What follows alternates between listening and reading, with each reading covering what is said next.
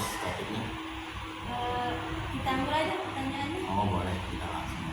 Pertanyaan pertama, apa yang dimaksud dengan belajar efektif? Belajar efektif ya. Oh, apa maksudnya belajar efektif? Bagi Pak Guru, kalau belajar efektif itu apa yang kita pelajari itu bisa kita pahami. Nggak perlu kita belajar banyak sekali tapi nggak kita pahami. Nah, lebih baik kita belajar sedikit tapi rutin, terus juga itu bisa kita pahami. Nah, jadi belajar efektif menurut Pak Guru, apa yang kita pelajari itu bisa kita pahami. Ya kalaupun nggak 100%, ya 75%-nya lah. Itu aja sih menurut Pak Guru. Lanjut pertanyaan kedua, mengapa belajar efektif itu penting bagi siswa? Mengapa pembelajaran efektif itu penting bagi siswa? Ya. Jadi ini kan kalian belajar banyak sekali pelajarannya. Berapa pelajaran? 11 ya. Ya. 11 pelajaran yang kamu pelajari dalam seminggu. Terus di sekolah dari pagi sampai siang.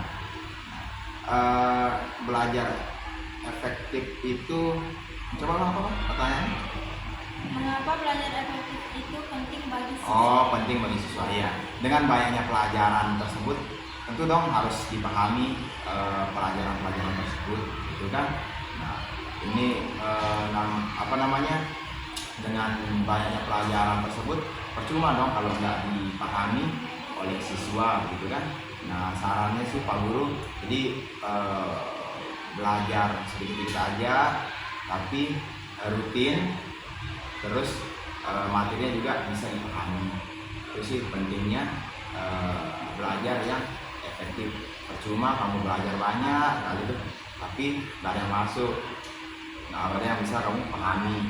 Nah, itu sih penting, jadi belajar yang efektif. Terus pertanyaan ketiga, bagaimana cara membuat jadwal belajar yang efektif? Membuat jadwal belajar yang Efektif. Nah, membuat jadwal belajar yang efektif ini jadi bagus sih, dia menurut Pak Guru harus ada jadwalnya belajar itu, supaya kita nggak belajar semau kita, kapan yang kita pengen gitu. Kayak kita nunggu mood gitu. Aku pengen belajar nanti aja pas lagi baik-baik gitu. Sekarang lagi nggak mood, jadi mau belajar, nggak bagus lah begitu. Jadi belajar cara ngaturnya, untuk ngatur belajar itu, misalkan ya waktu kamu kosong nih, kayak sepulang sekolah, apakah mau mengulangi soal matematika sehari sepulang sekolah, atau dengan selesai sholat asar kayak gitu. Atau biasa banyak tuh siswa yang kosong waktunya setelah sholat isya. Aku pernah wawancarai banyak yang kosong waktu sholat isya. Nah, bisa mengatur waktunya belajar itu ketika selesai sholat isya. Kenapa selesai sholat isya itu? Jadi ada namanya dalam mengatur waktu di dalam membangun kebiasaan belajar itu, yaitu implementation intention namanya. Jadi kita membangun kalau pengen kita membangun kebiasaan, deketin dulu dengan kebiasaan sebelumnya gitu. Nah, sholat itu kan selain dia kewajiban, karena sudah lama kita kerjain, dia juga menjadi kebiasaan gitu. Nah, dengan kita menempelkan, membuat jadwal belajar setelah kita selesai sholat itu, kemungkinan terlaksana itu makin besar. Jadi jadwalnya itu aja. Yang pertama, bikin jadwal selesai sholat. Terus yang kedua, jadwalnya waktu kapan kamu kosong, nggak ada kerjaan, nggak ada agenda. Itu sih dia menurut Pak Guru cara ngaturnya. Tinggal itu saja. Misal saya ingin menyelesaikan satu soal PR matematika, 5 PR matematika selesai sholat asar, karena kamu kosong mungkin sholat asar, atau sepulang sekolah juga boleh, mungkin kamu nggak tidur siang. Nah, dengan langkah tersebut bisa bagus, bisa diatur waktunya. Kita lanjut, Pak. Boleh. Apakah belajar kelompok itu efektif dan bagaimana cara memaksimalnya? Belajar kelompok itu efektif nggak ya? Iya, efektif dia kalau misalkan kalau ada teman kita yang bisa. Efektif dia kalau ada teman kita yang bisa gitu. Kalau misalkan kamu belajar kelompok terus nggak ada yang bisa nih sama soal itu, ya gimana dia mau efektif? Gimana mau datanya? Kan nggak ada ya. Nah, jadi efektif dia kalau ada teman kamu, salah satu kalau teman kamu bisa gitu, supaya ada teman-teman nanya gitu. Jadi dia juga tugasnya nanti menjelaskan ke teman-teman yang nggak bisa. Nah itu deh, makanya caranya cara kita sebagai guru kalau mau bikin kelompok itu nggak boleh semau-maunya siswa bikin kelompok. Kita sebagai guru harus bikin kelompok namanya heterogen. Heterogen itu artinya ada yang kemampuannya tinggi alias dia jago lah gitu kan, jadi di kelas dia berprestasi. Kemudian nanti ada yang menengah kemampuannya sama ada yang rendah. Tujuannya supaya diskusinya lancar. Kelompok nanti siswa yang jago tersebut bisa dia jelasin ke teman-temannya.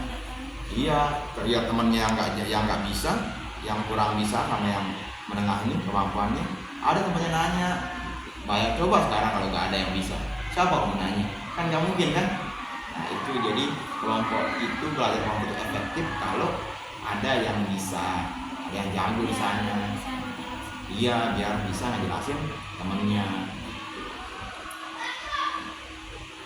Yang nomor 5, bagaimana cara mengatasi rasa bosan atau jenuh saat belajar? Ya, gimana cara menghadapi rasa bosan? Ya semua orang Pak Guru rasa pernah ngalamin bosan, termasuk Pak Guru juga ketika jadi siswa.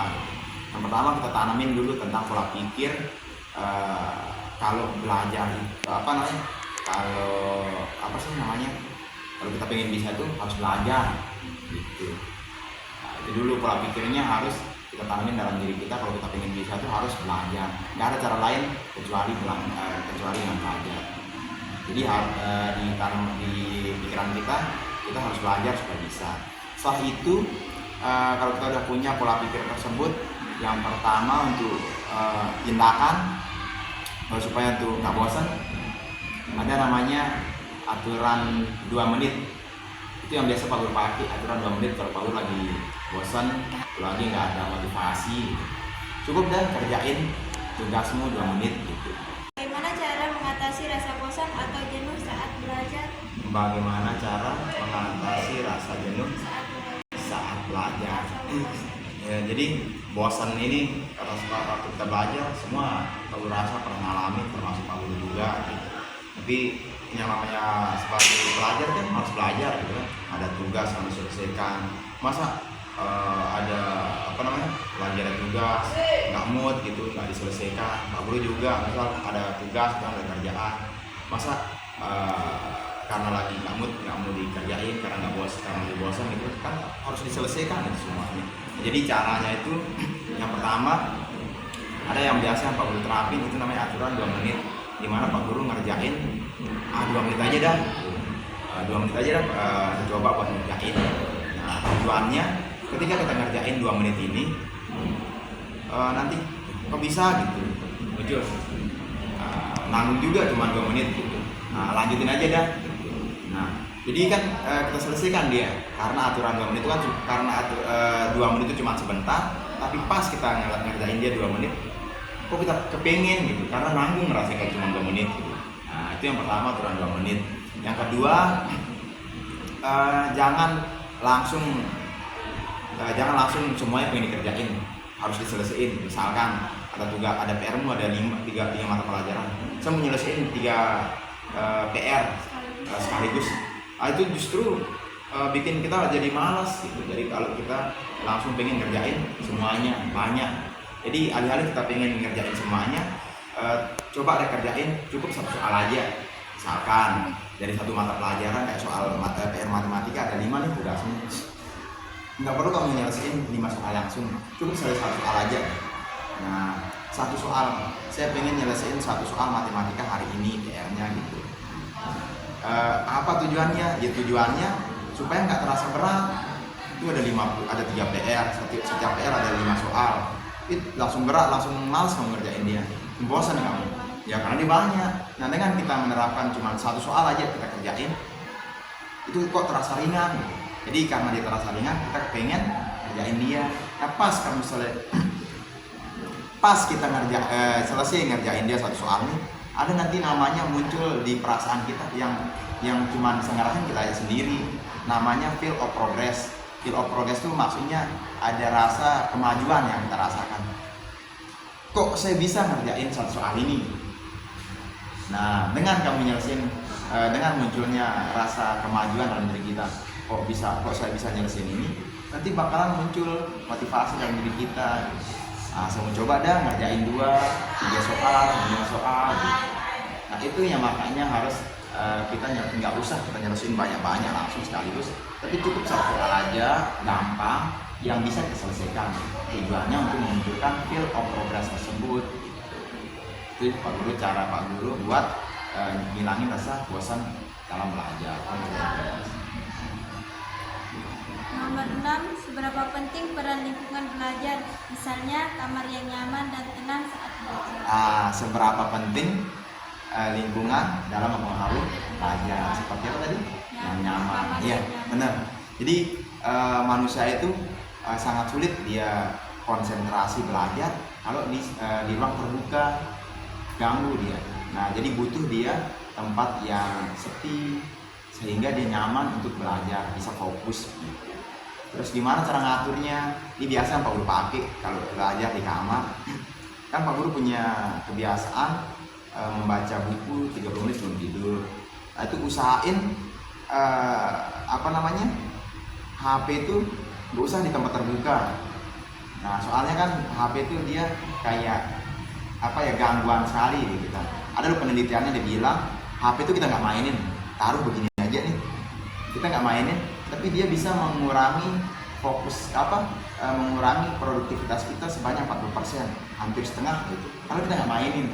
Nah caranya ya misal ada kertas di bukumu nih, tutup kayak gini.